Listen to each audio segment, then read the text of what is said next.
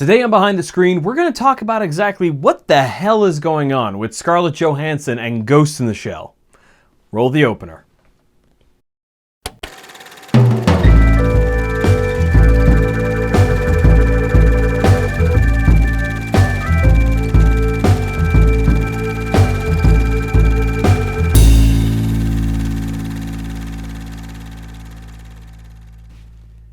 Hey everyone, welcome to Behind the Screen, the show where we look at media and see how it was made and why it was made the way it was. I'm your host, Victor Frost, and only 2 months after the Oscars, which was absolutely a paragon of diversity in the film industry, the buzz is once again abuzz about the 2017 live-action adaptation of Ghost in the Shell, the cyberpunk media franchise created by Japanese manga artist Masamune Shirow. Fans of the franchise, of which I am among, have known about this movie for some time now and have been, well, uneasy to say the least about Scarlett Johansson taking the lead billing. But the dust was once again kicked up recently by a promotional still released by Paramount Pictures, the film's distributor, showing ScarJo all kitted up for the role. One of the main issues people have with Johansson playing the role is that her character, Major Motoko Kusanagi, is Japanese, where she is very much not. Whitewashing, or casting white actors into non-white roles, has been a problem in the film industry since it started. Examples of this are anything but scarce, with Mickey Rooney as Mr. Yunioshi, John Wayne as Genghis Khan, Jake Gyllenhaal as Prince Destan, and the gleaming whiteness of M. Night Shyamalan Ding Dong's The Last Airbender, which sadly died in production and was never completed. Whitewashing is a huge problem. It not only reduces opportunities for diversity in film and makes entry into the industry for non-white actors and actresses seem nigh impossible, or else pigeonholing them into roles of specific stereotypes, but it also means that there are few examples in cinema for non-white children to look to as role models of the same ethnicity as them. But all that being said, and being 100% true, Scarlett Johansson might still have been the best choice Hollywood could have made for the role and for the movie. To truly understand what happened, we need to understand the issue that lies at the heart of this. Ghost in the Shell is not popular in the United States. Now, I don't mean people don't like it, I mean not enough people like it. Clearly. Even with the movies and TV shows and manga, this is a franchise that pretty much only exists here in the cyberpunk or anime subcultures, neither of which are very mainstream.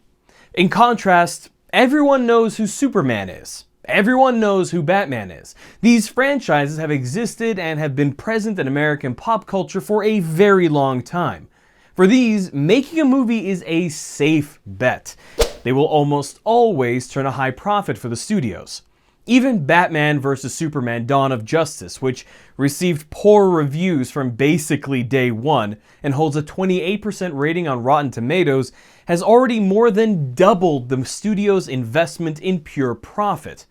To say that this has nothing to do with how embedded the two of them are in pop culture, both in the present and historically, would assume that culture as a whole has no impact on how we determine whether or not a work is up our collective alleys. Which is so wrong, it's an injustice. Ghost in the Shell, for all its quality and impact on the subcultures it's a part of, just doesn't have roots in what's generally called by hipsters, with a mild sneer of derision, the mainstream culture. For any Hollywood executive who, lest we forget, is in charge of running a business, it's not a surefire profit. It's a gamble, and a risky one at that. This uncertainty is almost certainly why, even after DreamWorks bought the movie rights in 2008, it took 6 years in development hell before the film got its director, Rupert Sanders. The fact that it stayed in development for so long and actually did make it out means that the studio and all those involved want this movie to work and think it's valuable enough to not simply cut their losses. But with the odds stacked against them, they needed something to help. They needed something to help making this movie into a smart business choice. They needed star power. Star power is many things. George Clooney's unapologetic handsomeness, Oprah's ability to crash websites, and that thing in Guitar Hero where you tilt the guitar until everything turns blue. But still another form is the ability big-name movie stars have to inexplicably make a movie more popular, simply by being a part of it.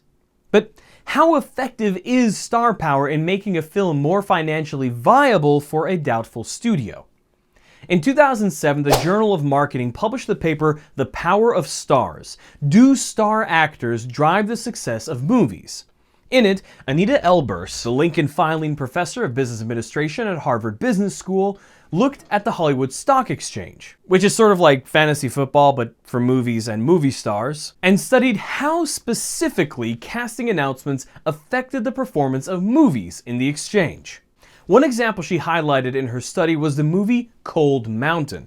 Her study showed that when Tom Cruise left a production, the movie's share price dropped dramatically. And when Nicole Kidman, Jude Law, Renee Zellweger, and Natalie Portman joined, the price went up, though it never returned to its pre-Cruise exit levels, showing that different stars have different levels of star power at different times. With an estimated 1 million users, whether the stock of any particular movie goes up or down after a casting announcement can be taken as a pretty good indicator of the effect casting can have on the level of excitement surrounding a movie, and, by extension, its chances of success and profitability. And the star power attached to a film can impact a ton of things.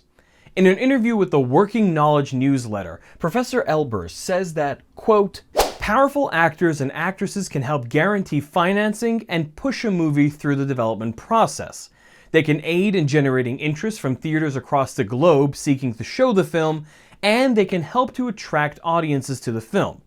Their power may find its origins in superior acting skills, a loyal fan base, a knack for picking the most promising projects, a strong relationship with other creative talent, a solid box office record, or a combination of such factors." So, with several blockbuster hits under her belt, Scarlett Johansson's star power was clearly part of the decision. But you might be thinking, who cares about star power? Let's stay true to the original material. Alright, fine. Let's look at the world of Ghost in the Shell, fan to fan.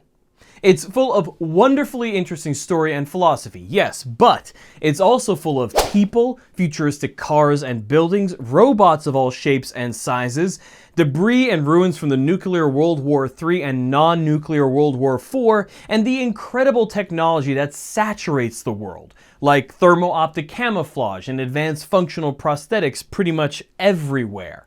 True, it may take place only 13 years from now, but the world its characters inhabit is a world radically different from our own, with its own texture, its own look and feel, its own placeness.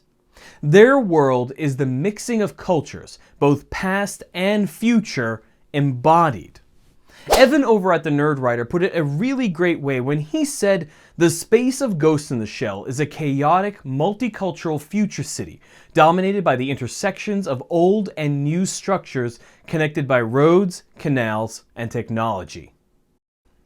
What makes Ghost in the Shell what it is inseparable from that which makes up its world.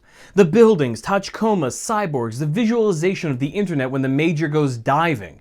In order to stay true to the source material, all of this stuff would have to be recreated, and VFX is not cheap. It's not uncommon for VFX to take up anywhere from 1/5 to 1/2 of a film's total budget. So, for a film as VFX heavy as this one would need to be, it's going to need one hell of a budget. To get that budget, the studio would need to feel comfortable about its success, which brings us right back to star power.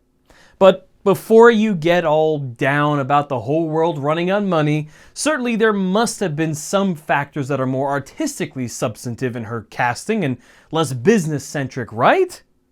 First and hopefully foremost, Scarlett Johansson is a great actress, winning more than a dozen awards and having been nominated for literally dozens of times over a career of more than 20 years. She has clearly established her not inconsiderable acting chops. She even won an award for Best Supporting Actress in a movie where she didn't have a single second on screen. That's really weird. Is that weird? Do you think I'm weird? Kind of. Being neither a stranger to science fiction nor cerebral roles, ScarJo is, in terms of experience with the genre, a pretty good fit. Even if, and I hope this isn't the case, but even if the cerebral is ignored in favor of all the action in the franchise, I think we all know she won't have any issues handling the amount of ass-kicking being the major entails. But Victor, you might be saying, while no one in their sane mind would say that she isn't one hell of an actress, surely there must be Japanese actresses of similar capability and caliber. Well, you'd think so, and actually, you'd be right. There are a few Japanese actresses with recent roles in big Hollywood films that would probably be able to pull off the same role. Tao Okamoto, Rila Fukushima, or even Rinko Kikuchi all probably have the acting chops to pull it off. None of them have the star power of ScarJo, but as actresses, they would be fine choices. Unfortunately, they also all have something which works against them. Something that, if I was the casting director, would sadly exclude them from the role. They all have thick Japanese accents, which does matter. Ghost in the Shell is a franchise that is highly cerebral. There is a lot of dialogue, and the film takes on a lot of high-level philosophical topics. If the audience has a hard time understanding what a character is saying, much less the main character, it's going to pull them out of the film, and worse still, they're going to miss information and get confused. In a movie which deals with topics that I firmly believe that we, as a species, are going to have to deal with within the next 50 years, that of the transient, malleable definition of self and humanity in the face of ever-advancing technology which blurs the line between human and machine, it would be a travesty for the audience to walk out of the theater saying, I didn't really get it because I couldn't understand the dialogue sometimes. No. A thick Japanese accent just wouldn't do for a film targeting an American audience and dealing with such heady topics. Let me make this really clear. I would not be making this movie about a Marvel or DC or Disney movie adaptation because, frankly, they have no reason not to cast minorities in non-white roles. Here in the US, because I can't speak for anywhere else, their properties are well established and known. They have the funding, the access to strong directors, and they are safe enough bets that risks with casting can be taken. Black Panther and Storm need to be played by black actors. Miss America needs to be Latina. Ms. Marvel needs to be Pakistani, or at the very least, played by an actress with actual Middle Eastern heritage. And by all means, feel free to cast unknowns with the acting skills to pull off the role. So maybe we can have more than a dozen big-name minority talents at any given moment. But for a property without a lot of mainstream mindshare, like Ghost in the Shell, the casting choices made on that project can mean the difference between getting and not getting the green light. I know at this point many of you are saying, well, then I'd rather it not get the green light. I'd rather this film not get made than to see Scarlett Johansson as a white woman play one of my favorite Japanese characters, and I will not go see this movie, on principle. I know this because I see it all the time on my Facebook and Twitter feeds from my own friends. This is another reason why I wanted to make this video, because that attitude isn't in the best interest of the franchise that you are so obviously a fan of. I get that you might be a little bit skeptical about that, so let me just put you in the position of someone who, right now, knows nothing about Ghost in the Shell. And not to point out the obvious, but there are, quite a bit more of them than us. 5 or 6 months from now, when the trailers start coming out, all they're going to know is Scarlett Johansson, the amazingly hot, incredibly talented actress who has played in the biggest movies of the last decade, is going to be starring in a new movie called Ghost in the Shell, a movie about a special forces unit trying to stop an elite hacker terrorist in a world filled with cyborgs and robots and self-aware spider tanks with ironically really adorable voices. This is going to be awesome. This is going to be an audience millions of people strong, and they're about to be introduced to one of the biggest, best franchises in anime history. When the movie Watchmen came out, sales of the comics jumped tenfold. That's 1 million copies sold in 2008 alone. Just imagine what will happen to the viewing numbers of Arise on Netflix. Streaming sites will be clamoring to get the rights to have standalone complex available, and that's even if the movie is only meh. If it's awesome, then look out. Cyberpunk might be coming back. I'm really excited about this, and frankly, I think you should be too. So, what do you think? Do you agree that Scarlett Johansson was the best choice the studio could make? Who would you cast for the role? And is whitewashing still whitewashing if, when race isn't considered, an actor is the best choice for the role? Let us know what you think in the comments, and of course, don't forget to exercise your cyber selves and like, share, and subscribe for more videos about the nature of media. This has been Behind the Screen. I'm Victor Frost, and that's a wrap.